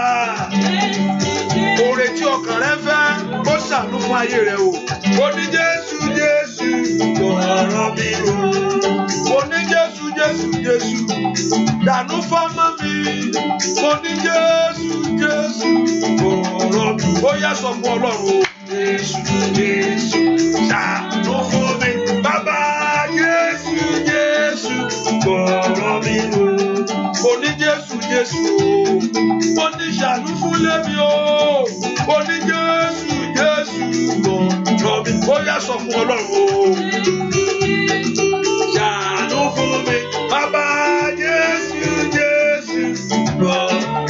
Mo ní ó bẹ láàyè ìyanu l'Olúwa. Ó bẹ láàyè. Bàbá mi bẹ láàyè rẹ̀ sẹ́. Ó bẹ láàyè. Mo ní wá sí ìyanu nínú ayé wa bàbá. Mo ní wá ṣe yánu lórí ọmọ, lórí ẹbí, lórí iṣẹ́, nínú ayé àwọn èèyàn yìí. Ọlọ́run mo bẹ̀bẹ̀ ní lọ́wọ́lọ́wọ́. Mo ní ó bẹ̀ láàyè. Ọwọ́ agbára ni kò fi hàn nínú ayé àwọn èèyàn yìí ṣẹ́. Ọ̀nà rẹ̀ ò ní dojúrú o. Lórúkọ Jésù. Holy County Power Cider. Holy County Power Cider. Holy County Power Cider. Mo ló bẹ́ẹ̀ láyé. Mo ní ó bẹ́ẹ̀ láyé. Mo ní ó bẹ́ẹ̀ láyé. Ó bẹ́ẹ̀ láyé. Bàbá mi bẹ́ẹ̀ láyé rẹ̀ ṣẹ́ o. Ó bẹ́ẹ̀ láyé. Tó bá di ọ̀sẹ̀ tá a fẹ́ mú yìí, mo fẹ́ kó o gbé omi kó o fẹ́ ká gbàdúrà sómi yẹn, kó wá fi omi yẹn wẹ̀. Hallelujah. Ọ̀sẹ̀ tá a fẹ́ mú yìí, nínú ọ̀sẹ̀ kan tá a fẹ́ mú yìí, mo fẹ́ kó o gbé omi wá sínú àdúrà yìí. Ó ṣe é ṣe bóyá Tuesday lọ́sẹ̀ yìí, mo fẹ́ kó o gbàdúrà. Mo mọ̀ pé omi sọ pé máa gbàdúrà sómi nísìnyí, bóyá pé àfiwá lo omi tẹ́lẹ̀, ẹ̀sìn bẹ́ẹ̀ máa gbàdúrà sómi tẹ́tẹ̀lẹ̀. Ìwà ni tí omi lẹ́jọ́ ń gbé wá. Bẹ́ẹ̀ ni a ṣe ń kọrin yẹn, mo gbóhùn yẹn. Nínú ọ̀sẹ̀ tá a fẹ́ mú yìí, tó bá ṣiṣẹ́ kó dàlí ọmọ ẹjọ́ ò fẹ́ gbọ́ràn dàlí lórí, kó wọn lù ú. Òótọ́ mo sọ fún wọn, o ò ní rí ibi lójú rẹ̀. O ò ní rí ojú rẹ̀ yìí kò gbọdọ̀ rí ibi láyé. Ojú rẹ̀ kò gbọdọ̀ rí ibi. Ojú rẹ̀ tó yẹ pé ọmọ ẹ ò bá sí lọ́dọ̀ ẹ, wọ màmá tó bímọ. Bí wọ́n ṣe ń wẹ̀ yẹn sọ pé wàá máa gbàdúrà, mo bá ọmọ mi wẹ̀wẹ̀ yìí, gbogbo bí ayé rẹ̀ kó paradà. Ìwọ náà bó ṣe wẹ̀ tiẹ̀ tó wẹ̀ tó bá ọmọ rẹ̀ wẹ̀ dànù, orí rẹ̀ ò ní gbé. Ṣàmì dáadáa. Inú ọ̀sẹ̀ tá a fẹ́ mú yìí, bẹ́ẹ̀ kó omi kó bá tú lórí ara rẹ̀. Olúwa ní òun fẹ́ mú ọwọ́ kúrò, gbogbo ọwọ́ kọ́wọ́ tó ń bẹ lára rẹ̀ kó Ọlọ́run kó mú kúrò. Ọwọ́ tí ọ̀tá fẹ́ gbé wá kọ́lọ́run kó dá padà. Ọwọ́ ogun kọ́lọ́run kó yí dànù. Ọwọ́ ẹ̀ka ènìyàn kó di asán. Ọwọ́ ẹ̀ka ènìyàn kó di asán. Ọwọ́ ibi kó mọ̀fo. Ọwọ́ ìgbèkùn kó jáde. Ọwọ́ ìbànújẹ́ kó sọnù. Ayé rẹ ò ní rí. Ayé rẹ ò ní mọ̀. Ayé rẹ ò ní gbà. Ẹ pọ orúkọ Jésù máa ṣorí ọ̀fẹ́ láìpẹ́ yìí. Olúwa, ọ̀rọ̀ ayé mi kó dayọ̀ fún mi. Ẹ jẹ́ kí ayọ̀ kó gbẹ̀yìn ayé mi. Ayé ti pọ́n mi lójú tó, mo ti dààmú tó. Ẹ jẹ́ kí ayọ̀ ohun rere kó ṣẹlẹ̀ sí mi. Èmi náà fẹ́ gbàwé ìgbélù. Èmi náà fẹ́ kí ọ̀nà là fún mi láyé. Mo fẹ́ rí ìṣẹ́gun lórí ọmọ. Mi ì fẹ́ kí ayé mi kó dojúrú. Ẹ fà mí lọ́wọ́ sókè. Lift me up for great things. Favor me. Ẹ ṣìyanu ayé mi. In Jesus' name we pray. I don't know whether somebody have a testimony. Okay. Ṣé testimony ma? Yes ma. Okay. Káàárọ̀ sir. Ẹ káàárọ̀ ma. Praise the Lord. Hallelujah. Ẹ jọ̀wọ́ fẹ́ jẹ́wọ́ sí ìyanu Ọlọ́run nítòótọ́ màmá mi kú ó yẹ kí n lọ sí Nàìjíríà kí n lọ sí wọn ṣùgbọ́n mi ò mọ ohun tí Ọlọ́run fi ṣe fún mi mo mọ̀ pé oore ńlá lọ́lọ́run fi ṣe ẹ̀ẹ̀mẹ́ta ọ̀tọ̀ọ̀tọ̀ ní airline cancel ticket mi tí mi ò lè lọ nígbà tó ìjọ Saturday tó yẹ ká gbéra tí a tó rò bóyá tó wá change airline làbá tó rí i pé wọ́n tó ti cancel yẹn náà again lẹ́yìn tó ṣe COVID test ẹ̀ẹ̀mẹ́ta èmi nìkan ní gbogbo àmẹ́tẹ̀ẹ̀ta tó yẹ ká lọ èmi nìkan tó jẹ́ ọmọ ológun mi ò rí tèmi mo dúró mi rí mo wá bẹ̀rẹ̀ sí ní sunkún gbàgbọ́n tí mo wá gbọ́ pé wọ́n ti cancel flight mi again mo wá sunkún gan-an ìgbà tí wọ́n sunkún mo wá gbà wọ́ Ọlọ́run gbogbo ẹ̀ yé wọ́ Ọlọ́run wọ́ mi ò ní sọ nǹkan kan mo ṣáà dákẹ́ mo wá pe àbúrò mi wá ní kó bá mi mọ ṣe gbogbo ètò bó ṣe máa ṣe òkú yẹn ṣá to God be that glory wọ́n ṣáà sin màmá mi lánàá Ọlọ́run gbà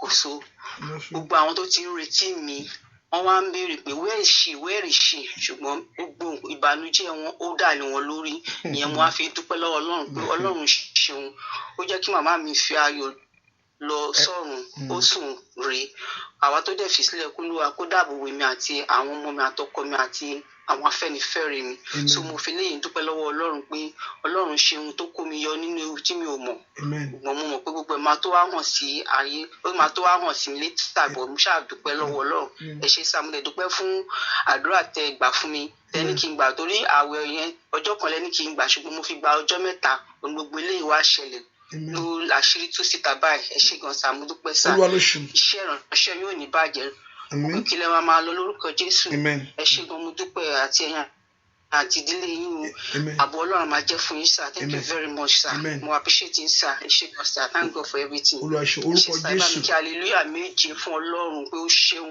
Olúwa ṣeun rẹpẹtẹ nínú ayé mi sir ẹ ṣé sir. hallelujah hallelujah hallelujah hallelujah hallelujah hallelujah hallelujah Ọlọ́run ayé ọ̀gá fún ohun tó ṣe nínú ayé ìdílé yìí wọ́n tó fún wọn ní orí ọ̀fẹ́ àtàǹfààní tó jẹ́ kán gbẹ̀yìn màmá wọn àbájọ adágbẹ́ pé kò jẹ́ kán ṣáájú màmá wọn lọ rẹwẹ́ fún orí ọ̀fẹ́ yìí a sì jẹ́ pé ètò tí wọ́n Ọlọ́run ní oníwó pa àlà àtàbọ̀ àmọ́ onígbàgbé pé ohun tí wọ́n Ọlọ́run fẹ́ ṣe bí ò tilẹ̀ yí wa oníkágbẹ́kẹ̀lé ẹ̀ adúgbò ìwọ Ọlọ́run ló pa àlà àtàbọ̀ àmọ́ adúgbò fún ìrìn àjò yìí tí arábìnrin fẹ́ rìn adúgbò pé ohun tó ṣe adúgbò pé ó kọjá lọ adúgbò pé ó pọ̀ nà mọ́ adúgbò pé ohun gbogbo tó ṣe yìí ò jẹ́ kí a bí arábìnrin wọnú páńpẹ́ ọ̀tá Jésù ọmọ Ísírẹ́lì Olúwa gbọpẹ́ wa adúgbò gbogbo kìnnìún àti paramọ́lẹ̀ èyí tó lanú lẹ̀ adúgbò pé ó dójú tì wọ́n adúgbò fún wọn lórí ọ̀fẹ́ adúgbò pé ó jẹ́ kí ìfẹ́ tiẹ̀ your own will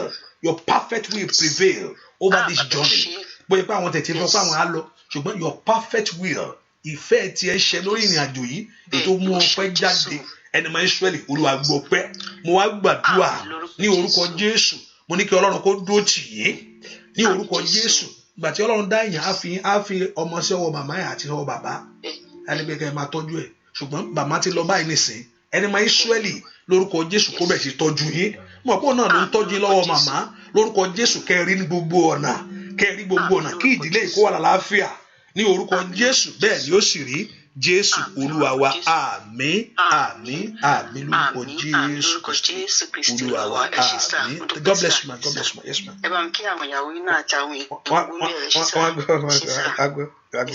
thank you. ẹnìkan gbàdúrà mo sọ àsọtẹ́lẹ̀ sínú ayé ẹnìkan wọ sàmì dáadáa ire tó ń bọ̀ yìí mo ní kó dé ọwọ́ ẹ̀ àsọtẹ́lẹ̀ ni o sọ pé mo gbà á kọ̀rọ̀ yìí sílẹ̀ mo sọ àsọtẹ́lẹ̀ ní orúkọ Olúwa ire tó ń bọ̀ yìí tí ọkàn ẹ ti ń pòǹgbẹ fún lórúkọ Jésù mo ní kó dé ọ̀dọ̀ ẹ̀ mo sọ àsọtẹ́lẹ̀ ni o mo sọ̀rọ̀ àṣẹ jáde sínú ayé ẹnìkan ire rẹ tí ọkàn rẹ ń béèrè fún ọ̀run kó gbélé Ọlọ́run àmín sàmì dáadáa mo sọ àsọtẹ́lẹ̀ ní orúkọ Olúwa pé lè ní mo rò pé 19 ni yes èní ní 19 of September pé ọ̀rọ̀ kan jáde mo sọ pé èmi mo gbà á lórúkọ Jésù ó di mímọ̀ fún ọ àmín gbogbo tẹ́ ń gbà ládùúà lórúkọ Jésù matata libaka shato brando toko pranda telia masoto totori kalabaka shanta labakade mor kapure stratalia ire ìyanu lórúkọ Jésù mo ní kó ṣẹlẹ̀ ní ayé àmín gbogbo èèyàn tẹ́ gbójú sókè sí Ọlọ́run gbogbo yẹn tẹ́ gbàgbọ́, gbogbo yẹn tẹ́ wọ Ọlọ́run, gbogbo yẹn tẹ́ gbẹ́kẹ̀lé pé abániṣílẹ̀ tó wá, gbogbo yẹn tẹ́ mọ̀ pé orúkọ Olúwa ilé ìṣọ́ agbára ni, pé orúkọ Jésù lẹ sáwọ̀, orúkọ náà kó gbà yín. Àmín. Ohun tó mú ẹ sọkún yẹn, ohun tó ń bẹ̀ ẹ́nu jẹ́ lábẹ́ bó tilẹ̀ kó rí, gbogbo ọwọ́kọ́wọ́ lórúkọ Jésù mo ní kó kú. Àmín. Ohun tó béèrè yẹn, ohun tẹ́ kanlẹ̀kùn rẹ̀, ohun tẹ́ wá síwájú, tẹ́ wá kiri, tẹ́ sì wá síwájú Olúwa, ní orúkọ Jésù mo ní kó di mímọ̀. Àmín. Ní orúkọ Jésù mo ní kó di mímọ̀. Àmín. Ṣé bí nǹkan kan lẹ̀ ń wọ agbélẹ̀ ń gbà ládùúà? You are trusting God for certain things in your life. You are believing God for your miracle. Mo gbàdúrà mo ní pé Jésù wà láàyè, kò ń sọ̀rọ̀ ẹnìkan ni, kò ń sọ̀rọ̀ ìfarahàn agbára rẹ̀ nú ayé ẹni. Mo ní pé Jésù wà láàyè, èmi wá bá yín mo ní Jésù wà láàyè, ìwọ náà sọ pé Jésù wà láàyè, mo sọ pé mo rẹ́ ẹnìkan sọ pé Jésù ti kú, Jésù ò jíǹde, kẹ́ má tara yín o, Jésù kò ní nǹkan kò lágbára, kò lè ràn ẹ́ lọ́wọ́. Ṣùgbọ́n báwo ló ṣe máa di mímọ̀? Ìyanu ti ẹ̀rí ti ẹni, ìwọ tó ń wọ́kọ̀ ẹ̀rí ti ẹni, ìwọ tó ń wáṣẹ́ ẹ̀rí rẹ ni, ìwọ tó fẹ́ kí ayé ọmọ dà ẹ̀rí rẹ ni pé Jésù di mímọ̀. Ìwọ Jésù ó máa farahàn ìkàtàrú satalia níbi òkú Lásárù èyí tó ti rùn tí ayé ti fẹ́ palẹ̀, tó ti palẹ̀ rẹ̀ mọ́. Ó ní wọ́n ní àjíǹde àti ìyè. Jésù sọ bẹ́ẹ̀, kò ní pé Olúwa o, kò ní pé Ọlọ́run, ó ní èmi ní àjíǹde àti ìyè. Ó ní ẹni tó bá gbà mí gbọ́, ó ní bẹ́ẹ̀ pé gbogbo nǹkan ti lè bàjẹ́, ó ní ṣùgbọ́n yóò yè. Ìwọ àjíǹde àti ìyè, mo fẹ́ kó sọ́ra rẹ di mímọ̀ nínú ayé àwọn èèyàn yìí. Ìwọ àjíǹde àti ìyè, ó wà láàyè. Orúkọ ó sọnù the book of Revelation, ó ní èmi tí mo ti kú tó sì wà láàyè ní kàpárù ṣáìdà, ètò wà láàyè, ìwọ àkọ́kọ́ àti ìparí ohun gbogbo. Mo fẹ́ kó sọ́ra rẹ di mímọ̀ nínú ayé àwọn èèyàn yìí. Ó yá sọ́ra rẹ di mímọ̀. Àmín. Ẹ tó wá ọmọ tó fẹ́nu àdúrà yìí, rọ Jésù kí ọdún yìí tó parí. Mo sọ̀rọ̀ àṣẹ jáde. Ayé ò bá sọ pé kò lè rí bímọ, ayé ò bá sọ pé ó ti tán, ní orúkọ Jésù. Olúwa ọmọ, ó yá ilé ayọ̀ kó sọnù ẹ̀, ọlẹ̀ ayọ̀ kó sọnù ẹ̀. Oore tí gbogbo ẹ̀yin wá ní ọdún yìí kó bẹ̀ ọ̀run sàtánìà, máńdò bẹ̀rù sàtánìà. Ìwọ Jésù ní èmi mo pè ọ́ ni, mo fẹ́ kó o fi ìdí ìmúlẹ̀ ìwà láàyè rẹ múlẹ̀. Mo fẹ́ kó o fi ìgbé lóòótọ́ mo máa wà, àkí àwọn èèyàn lè mọ̀ pé ìwọ ni Ọlọ́run. Gbogbo ohun tó lé wọn wọnú àdúrà yìí, ẹ̀yin ogun ọ̀run ẹ̀yanjú ẹ̀.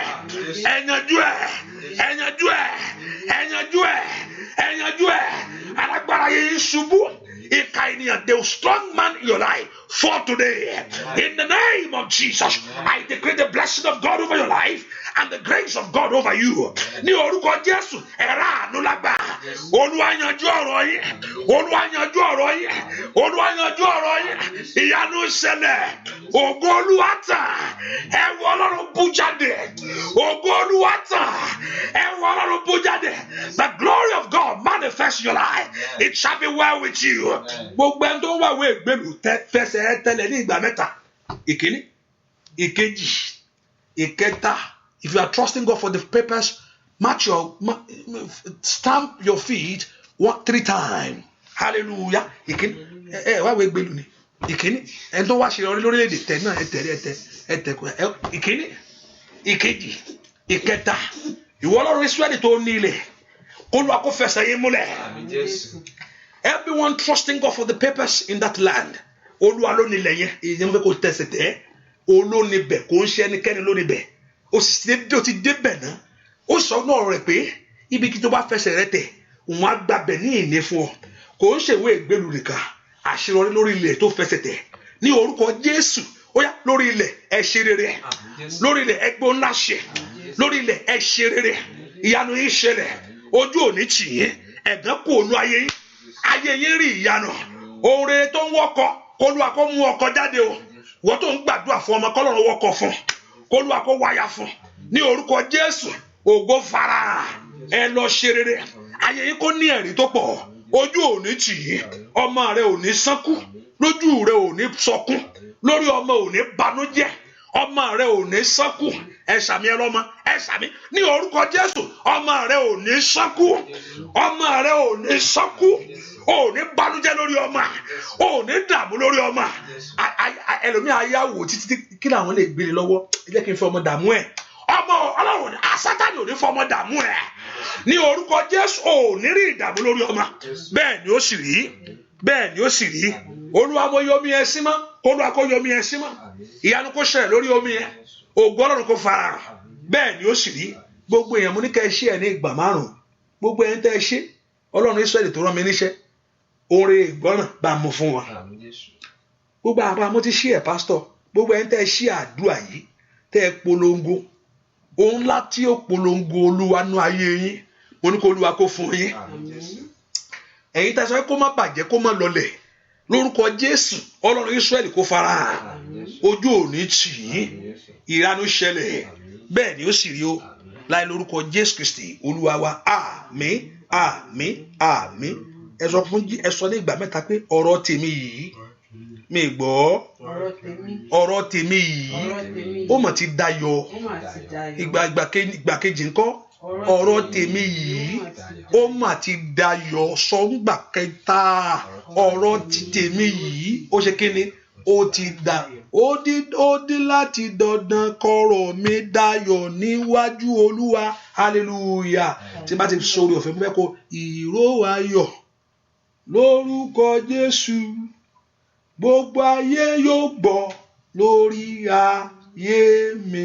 So ẹ ká fi sọ́kàn pé ní ọ̀sẹ̀ yìí at least Tuesday by God's grace Mayomi Esima, and remember I will also want the English section.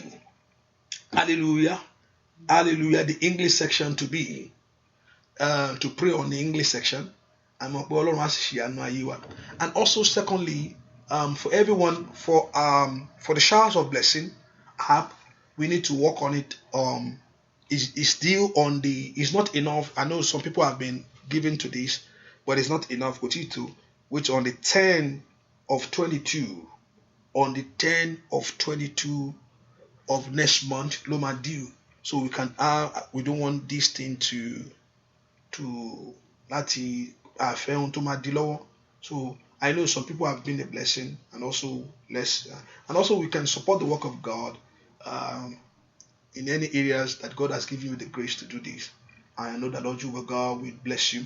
And also we do this on Cash App, we do Zelle, and you can do PayPal to be a blessing in the things of God, which I encourage you to do that. Praise the Lord. Which I encourage you to do that. And type Lori, I have not yet responded to you. I see that, but I don't know why you are doing that. I don't know. But I need to see that very well.